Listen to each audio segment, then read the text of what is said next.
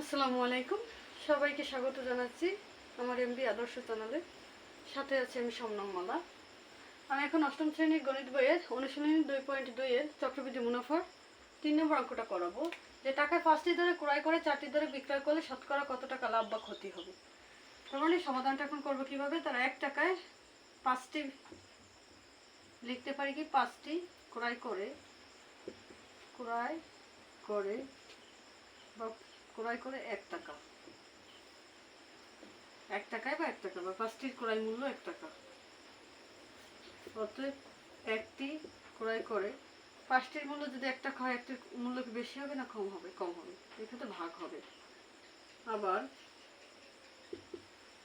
4টি বিক্রয় করে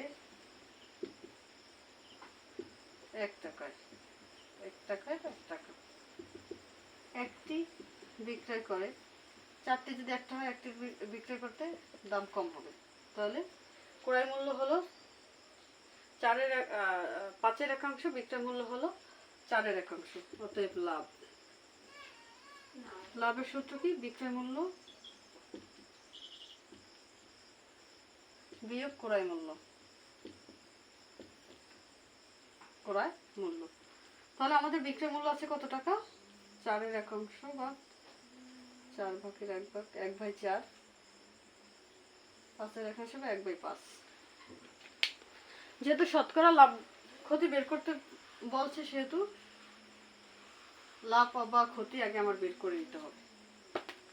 4 আর 5-এর লসাগু আমাদের কত হবে? 4×5 = 20। এক্ষেত্রে নিয়মটা হলো হর দ্বারা হরকে ভাগ করে লবের সাথে গুণ। হর মনে রাখতে হবে যে হর সবসময় নিচে থাকে।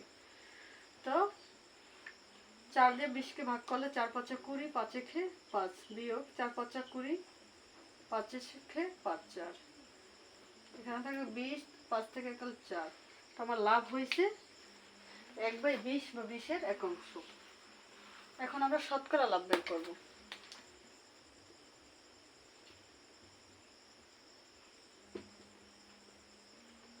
লাভ হয় 1/20 টাকা। অতএব 1 টাকা লাভ বেশি হবে না কম হবে? অবশ্যই বেশি হবে।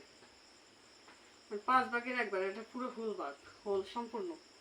তাহলে এখানে 1, নিচে 20, ভগ্নাংশে এই 5টা কোথায় চলে যাবে? উপরে চলে যাবে। যেহেতু শতকরা বলছে, তাহলে আবার লিখতে হবে 100 টাকায় লাভ হবে 20।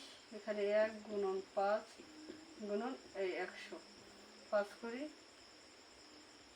100, 5×5 = 25%। তার মানে আমার শতকরা লাভ বা ক্ষতি হবে 25%। এখন কথা হলো যে আমরা এখানে 4/1 না নিয়ে 5/1 কেন নিছি? সবসময় মনে রাখতে হবে যে লাভ ক্ষতি সবসময় ক্রয় মূল্যের উপর ধরতে হবে। তাহলে আমাদের ক্রয় মূল্য ছিল 1/5 বা 5-এর একাংশ। ধন্যবাদ সবাইকে।